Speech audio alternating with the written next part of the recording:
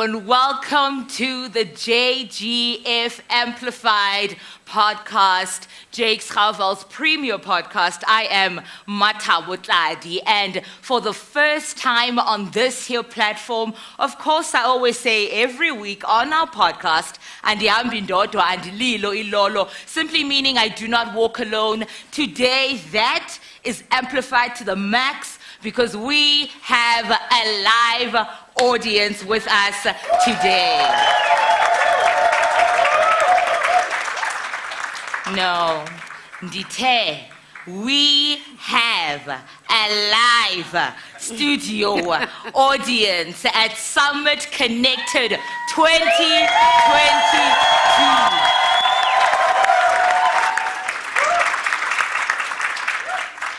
So it is a real pleasure to have conversations with expert teachers, with people who are influencing incredibly the education space in our country. I do want to extend on behalf of the MEC, Dr. Tate Mahwe. He cannot be here today. He is on medical leave. And in that vein, I would like for us as a community to acknowledge the passing of stalwart Jesse Duarte, who was an ANC activist who served the state for many, many, many years. We heard news this morning of her passing. Ngesi to friends and families and those who are impacted by her work in the country. So namhlanje, we want to use this opportunity to have conversation about what it means to hold a legacy. Our CEO yesterday at our fireworks celebration, the graduation of our newly qualified teachers, our first cohort, mentioned that the theme of the year is Unyaka Wokumila, which loosely means the year of rooting, grounding, shaping, molding. And as an organization, as a fellowship, we are largely molded by the legacy of Professor Jake Schouwveld. Like many individuals in this organization, like many people in the room, we saw an opportunity to further what it is that we are called to do in the world. You being an expert teacher, you being a nurturer of expert teachers, but there seems to be a disconnect at times of who this person is, whose name we wear on our merchandise, whose name we use to identify ourselves. And because we are molding and shaping, we want to be more deliberate in yield and leaning rather into this name and understanding the gravity, the implication, and the potential of carrying the name Jake Schouwveld. Benchiloke, I'm not walking alone. With us, we have three incredible guests who will be helping us unpack this conversation. And please, as an audience, do have your muscles going in terms of thinking and engaging critically with this here conversation, because we will be engaging you as well. I will start with OG Rockstar, the GOAT. In 2017, what we understand as this organization, one of our founding members is with us today, activist, writer, feminist. She is the head of our graduate teaching fellowship. People know her as the person with the exceptional tie. We just know her as the OG. Help me welcome Carla Watson.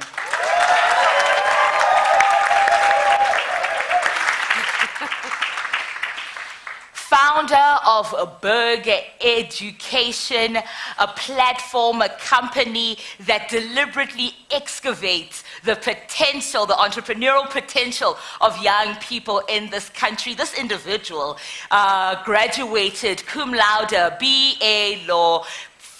He mentions that primarily he wants to be known as an English teacher, and because we are engaging this bizarre varsity war, I must make mention that he comes from the University of Pretoria, Bernard van der Berg.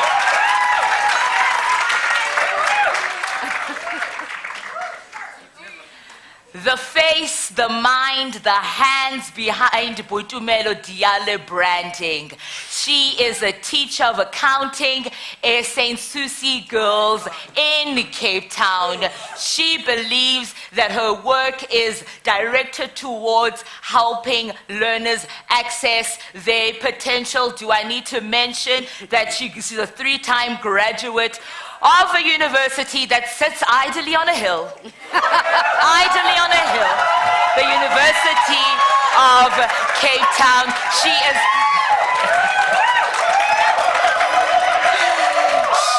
is also part of our newly qualified teachers cohort of 2022. Betunani Boitumelo Diale.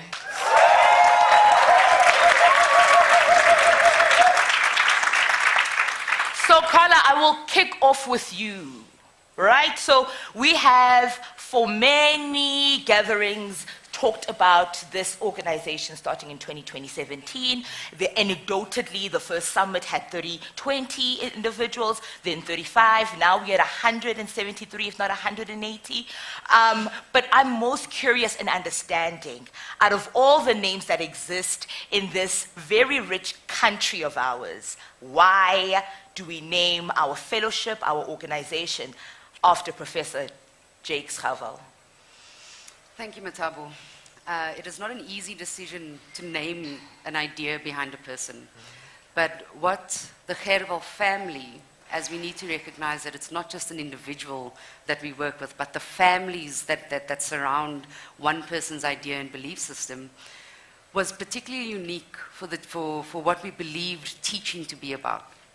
So Professor Jakes Gerwel was a very quiet-spoken person. We heard that from Jonathan last night, but yet managed to transform many aspects of South Africa in a very humble and quiet and almost deeply felt way rather than deeply seen. And there's a lot of overlap to what the role of a teacher can be in that space. A teacher, in my words, is more of a community leader than it is simply pedagogical or working in four walls with tomorrow inside.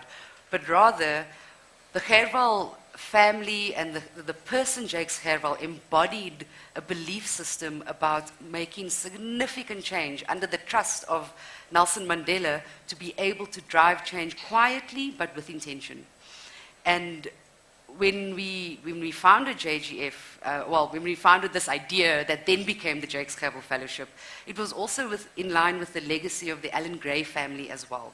So in a curious, bizarre situation, most scholarships and fellowships deal with one family and one legacy, whereas with us, we hold two, with the Alan and Joel Gray family and with the Jakes Gerwel family. But again, the visions and the overlap of intention behind both families is quiet but significant.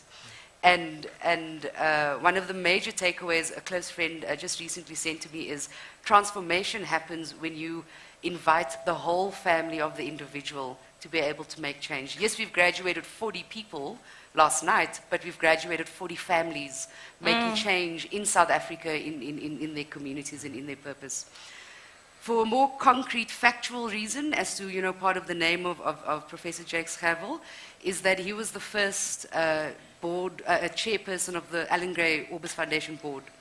And as a person of color, as a leader in times that there was no space for them to take up, it was quite significant to honor his legacy as his role in the Alan and Jill Gray family, but also his quiet but intentional purpose in the education industry.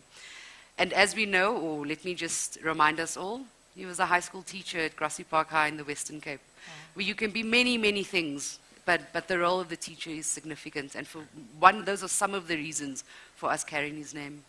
I get from what it is that you're saying that the decision to use his name rests on character. Right? Because a lot of the times, and I actually want to invite you to a short exercise as we engage this conversation. If you were to leave a legacy and individuals wear your name, right? People wear your name as Shirley Retief, people wear your name as William Dugmore, as Jaden Jordan, as Agisang Digang. Who do you want? to wear your name? And what kind of characteristics does this person hold that echo who you are and what you're about? So a lot of what it is that we carry is character. More than it is accomplishment, it is character over and above status, is what you're saying, Carla. Absolutely, Matabo. And one of the tensions we hold as a founding organization is how public do we go? How much do we put the character of Jakes Gerwel in the public eye? And of course, we work closely with the family who unfortunately couldn't make this massive event this weekend. Of course, they were invited to attend. But how much do we push the character of Jakes to the front when he himself was quite a reserved person? And I'm sure many folks who've come and seen this connected and this big flashing lights and whatnot, it's a bit of a difference to the culture of JGF. We quietly get on with what we do. We select you, we make you, I mean, everybody knows how long it takes to become a Jakes Gerwel candidate fellow. But the intention there is quiet, the intention there is individualized, it's inclusive and deeply held. And part of what we struggle with, to be honest, is how widely do we take the Jakes Gerwel character, or Prof Gerwel here. And I have an invitation, of course, to our candidate fellows who are driven by innovation, entrepreneurial thinking, and all the wonderful competencies that you are here with us based on, is how do we solve that problem? Or how do we solve that situation of holding the personality and the respect of Professor Jakes Gerwel and his character, but also we have a message to share. Yeah. We're getting something right here, and it is our responsibility to take it further, South Africa, beyond. And I do invite the very minds around us, because we don't do this alone, to look at that situation of how we can expand on what we're doing, but still remain respectful to the character of the person we carry, the name that we carry. And my question is it necessarily a problem in the sense that we are pushing forward someone's character, but it's someone's character in fellowship with who we are as people, right? So we are pushing, in various senses, our own interests as individuals, our own purpose, and we're finding alignment with what it is Professor Gerwel stood for. So it's that kind of dance that we are, it's an intersectional conversation in many senses, intersectional in terms of our personal characters as individuals, in tandem with the very reserved, effective character of Jakes Gerwel, and it speaks to community, because that's what he's about, right? So all of this flashing lights, this rock star energy, is very much also in conversation with who he was and his rock star impact in the world. Bernard, I want to move to you and talk about this concept of legacies in crisis, right? We see various legacies being put in the forefront, but more than anything, these legacies are deeply, at times, deeply commodified, that we forget the essence of the individual whose name we see. What is your wish, A, for how it is as a community we carry this legacy, and B, just give me ideas around what you think about this whole concept of the commodification of legacy.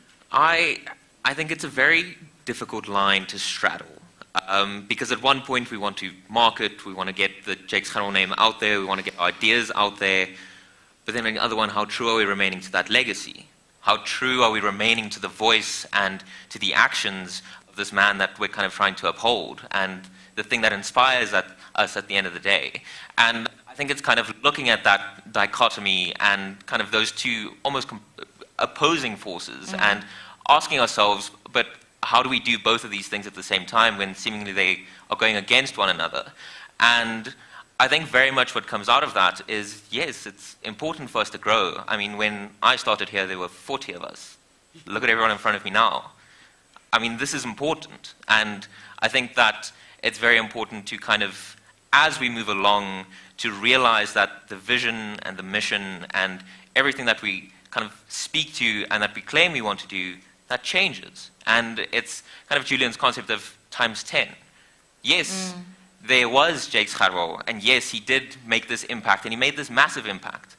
But imagine what we can do with a room full of 180 Jakes Gerwels, with people like we said, like Jaden and Kendall and April, and just imagine what a massive impact we can make. So yes, there is this commodification at the end of the day, but it is something that we need to kind of use in order to be able to grow and to get the right people into this community. But then the important thing is, it's not just say you are an expert teacher.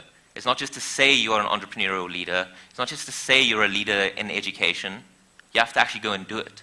Like Carla said earlier, it's not just about speaking about it. Jakes Gerwel, he was silent, and it's more his action that spoke. So that's what we need to do in order to kind of use the commodification, but then at the end of the day still live up to that vision and mission that Jakes Gerwel inspired. We need to act. And through action is how we will make a change, and how we will be true to that vision and to what this legacy stands for at the end of the day. Do you think, Bernard, that this is not an invitation for us to think about the ethics of using someone's name? And I mean, we don't know the conversations that are happening with other legacy institutions. And if you are watching, we'd absolutely love to be in conversation with you as we outline and investigate how ethics look like in a time where we can't escape the commodification of anything. We're in a capitalistic system. We're not going to be naive about that. But do you think it's an invitation for us to actually think as an organization, how do we use this name ethically and establish how those ethics look like? I think that, especially with regards to ethics, and I think commodification is very much a Western idea and something that kind of stems from that capitalist Western society. So it's very important to recontextualize what commodification is for us and how we can kind of commodify in a purely South African kind of way, in an African kind of way, in a decolonial kind of way. And I think that means engaging with this legacy in ways that isn't merely using the name on sweatshirts. It's not merely just having the branding around us. It's about internalizing those ideas. It's about building a community around those ideas. It isn't just a name, it's a community. We are the Jakes Gerwel Fellowship, and a fellowship is far more than a scholarship, and it's far more than just simply an idea. We have grown beyond just a simple idea. And I think that's the kind of key way of us to begin those conversations around whether it's ethical, is asking ourselves, how are we engaging with this name? What are we doing? And what is our relationship with Jakes Gerwel? It isn't just good enough to necessarily say that, well, yes, this name has given me all of this, but what am I kind of giving back to this name? I think that is a really crucial question to start asking ourselves, especially when we're kind of discussing the ethics around why it is that we are here. Yes, Jakes Gerwel has given us all of this, but what are we giving back to the legacy? What is our impact in the legacy? What are we adding to the community? In that vein, Bernard, I want to call Boitumelo in this conversation. I find quite interesting your concept of commodifying in an African way. I'm just like, as a concept, let's unpack here, let's unpack. Boitumelo, I want to ask you, you are steeped in the social media space, in the digital space, the digital economy. For you, when we speak about what Bernard just proposed as internalizing the legacy, how does that look like for you in your space and for you as an individual, and also pose a challenge or a call to action to your peers here this morning? Thank you so much, Matabo. I love the fact that you want me to internalize it. And firstly, I'm happy that we're having this conversation, because 5 years into being with Jakes, I think it's very, very important that we have this conversation. And when I sit alone and I think about it, I like to think about it in 3 parts. I think about JGF as a fellowship and organization. I think about Prof. Jakes Gerwel and myself, a candidate fellow, now a fellow. Now let me elaborate further on what I mean by that. I think we can preserve our the legacy in 2 words, through servant leadership. Now let me expand on that. Yesterday the CEO spoke about how JGF is vision in action. Now JGF is a solution to the educational crisis that we're facing. It was named after Prof. Jakes Gerwel. Who is he? An activist, a patron. He is an anti-apartheid activist, yes, and he is an academic. He's a teacher. How do I relate to him? Through his works in different fields. He was a leader, he was a teacher, activist. He infiltrated different areas. And I see myself in him, not through physique, because we were told by Prof. Janssen that he was a very small man.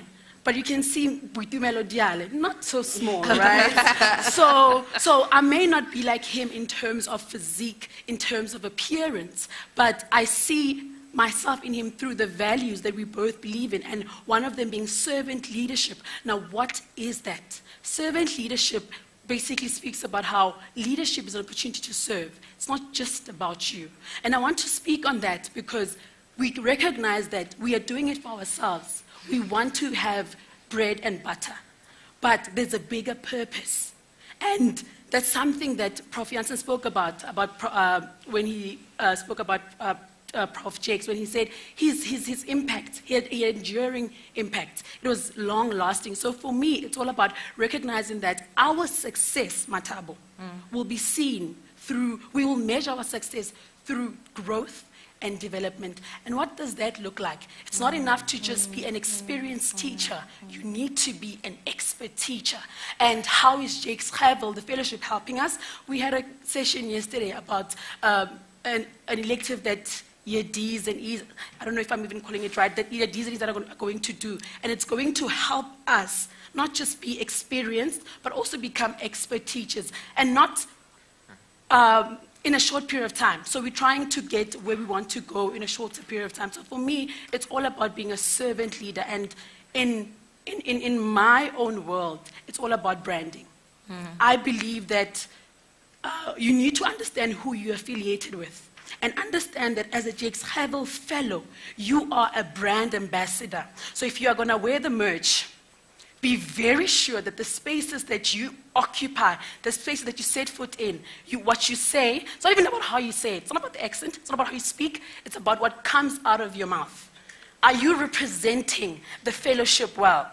How you dress, how you walk, how you talk. At Sansu at present, I'm the only one. When Monaka came for a teaching practice, I was happy. When Usiposetu came, I was happy. And when we said we're from Jakes Travel, we didn't even shy away. We spoke with courage because we knew what we stood for. We knew who's backing us. But we need to give back, like Bernard is saying. We need to give back. And like Carla said, they were very intentional about choosing that name. It is our duty now to basically say, you did right by choosing Prof. Jakes' name because he did not die, he multiplied.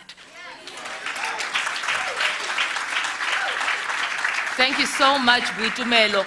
And in very practical and institutional ways, and by institutional, Carla, I lean to you. We have a progression model, and all of us, I want us to note what they are. So your A is? Ambition. Your B is? Bold. Your C is? Courage. Your D is? Direction. And your E is? Empowered. So all of these characteristics that are embedded in the progression model, Carla, I feel like what Boitumelo is saying is that there's a kind of intentionality that also needs to lean into the character of who Jakes Travel is, because was he not an ambitious individual to go to the University of Western Cape and say, this is a left organized, this is a left university. B, building from the ground up, classrooms and his community. Prof. Janssen speaks about the fact that he comes from an unknown place, and from there he did build. Did it not take courage as a person of color to sit in board meetings with individuals who do not look like you and have a voice and have an impact and stand your stance? Do you know what I mean? So I think there is an incredible alignment that is happening in ways that we're not even aware of and that we should be intentional about. So Carla, what are your thoughts around perhaps being more intentional around our progression model, making sure when we see a year A, we do in their actions see someone who's ambitious. In year B, through their actions, we see someone who's building. Year C, someone who has courage. What are your thoughts around that? Sure. Thank you, Matabo. I have a number of thoughts, but my main one is that I was reflecting earlier, walking to breakfast very quickly because I was late, to talking with two candid fellows. who were saying about how beautiful last night was, how there was a sense of aspiration to want to themselves walk across the stage, fulfilling a commitment to the Jakes Gerwel Fellowship. And they also reflected that some people have walked across the university stage 3 times, and yet last night's walking across the stage meant so much more. And things like that don't just happen. You don't just find or wake up one morning knowing what you want to do with your life, or having a clear picture of how you're going to spend your time, or waking up going, these are my pronouns, or this is how I want to take up space. It is a detailed, intentional, reflective process. And while walking to breakfast, one of the candidate fellows said something along the lines, and I may be paraphrasing, oh, those reflective tasks make sense now. Oh, when I had so much work to do at university and I still managed to submit that reflective task, I get it now, why it's so important. Nothing at JGF is done for fun in terms of the organization or the programmatic design. As a teacher, and many of us are teachers at JGF, when you ask your class or your student to do anything, it's never a waste of time. There's always a full circle or a link as to why or the intention behind it. And year A, B, C, D, E, and the focuses of each year, you know, as it stands now in our current model, does not just happen. Jakes Gerwel, Prof. Gerwel rather, if we lean on the Strengths Finder profile, right, I'm pretty sure, and I mean, you can quote me on this, and I'm happy to be wrong, one of his strong strengths would likely connectedness. Now, connectedness isn't a systematic approach to things. It is the full circle, it's the gut feel, it's the intention that you carry, and it kind of just comes together at some point. What JGF has done as a team and as an organization is to bring together the sense of connectedness, but also to be quite intentional. So we don't want to prescribe too much in your program, but you have to have a sense of direction. You have to have a bit of ambition. We push you to say, come and do your CV, even though you're not even thinking about work yet. Or we push you to be an innovation project in the Year C project, and you might be like, I'm not an entrepreneur. We're saying that's not what we're interested in. We're pushing you into the space with intentionality to see what happens. And I believe Prof. Jakes Gerwel had a similar approach. I don't quite know what post-apartheid South Africa is going to look like. I don't quite know what the society is going to hold other people as, or as they take up space. But I'm pretty sure I have direction, I am courageous, I'm going to build, and I'm going to be overly ambitious, and then at some point pretty fearless to be able to drive change in South Africa. And then as proper teachers, we hold the space, and JGF holds the space for candidate fellows, stakeholders, any speaker that's invited, anyone who's gaining access to the work that we do, so that we hold it and allow you to step in and step up. And I'm pretty sure, I mean, I've never met Jakes Gerwel, unfortunately, but I'm pretty sure that is the ideology of an activist, that is the ideology of a strategist when they are unhappy with things that are happening. And you say commodifying and some challenges around the capitalist context. I think it's the way to go. I think it's low-hanging fruit to be able to drive change quicker before we kind of think a bit more systemically and a bit larger. I want to open questions, 2 questions, to anyone with us today who has a question or a comment really around what it is that we are talking about this here morning. Is there anyone in the room who would like to take the space to ask a question, or are we in deep thought and contemplation about what it is that we were talking about today?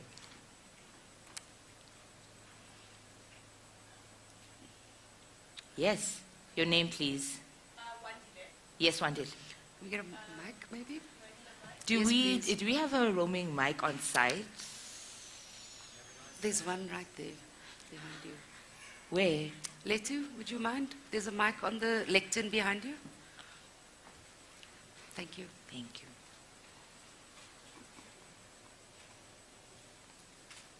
Thanks.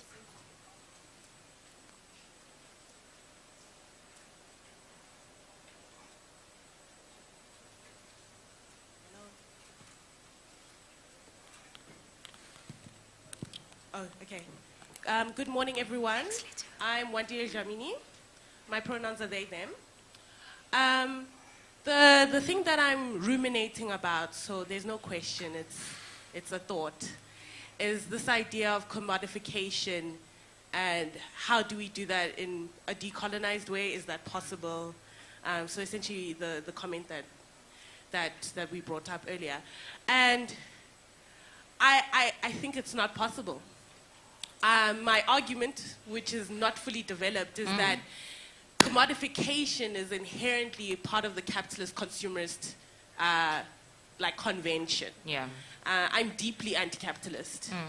And I'm deeply anti-capitalist because it is part of the capitalist logics within our schools that allows for children to be seen as discardable. That we only value a certain kind of learner who performs in a certain kind of way based on the certain kind of intellection that our schools prioritize, and sees those who do not behave and who do not conform to that as like throwawayable, which is quite upsetting if we believe education for all.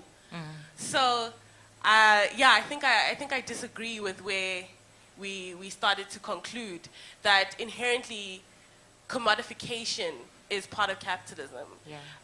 And capitalism is a system of exclusion in the favor of someone winning over someone else. And the future that I imagine is where we all win. It's possible. There's money in the world. We can distribute that money equally and fairly. It's just about committing to that bright future. Wandile speaking quite deeply about the system that we are living in, that we exist in, that we're in conversation with. And I think in conjunction to what it is that you proposed, I invite the House at large to further have thoughts. Please share your thinkings on JGF platforms. Hashtag connected is the social media hashtag. Thank you so much to everyone who is in the room today. Thank you to our panelists who are in the room today. We are still sending well wishes to the MEC and to the family of Jesu Duarte. And we are going to ask Usiwa, our MC for the day, to give us all the ones and twos around proceedings. But let us carry on this conversation. What does it mean to hold a legacy? And when in doubt and you don't know how to engage the conversation, start off by saying, how do I want my legacy to be carried? If anyone were to wear my name as Freddie Nyezi, this is the kind of person who wears my name. As Christian Muller, this is a person who wears my name. As Saskia Waltz, this is a person who wears my name. Every time I say your guys' names, I want to also say your bomber jacket sizes, because we were packing your things. So I know you by your sizes. I'm off by heart to walk. So, yes, thank you so much for a great summit, Betunani. And as the saying goes, make the vision clear so that anyone who runs may see it. So let us make the Jakes Chaval Fellowship vision clear. And anyone who runs, so you're running at speed and you still have the ability to see clearly what it is that is being said. So you need to be clear about what it is that we're about in this year, the 5th year anniversary, Unyaka, Wokumila Betunani Dungumatabo Tladi. Have a great summit, Nakuni, on social media, YouTube, Sabulela Banati this here morning. And please tell us what your thoughts are, and we want to continue the conversation. Cheers.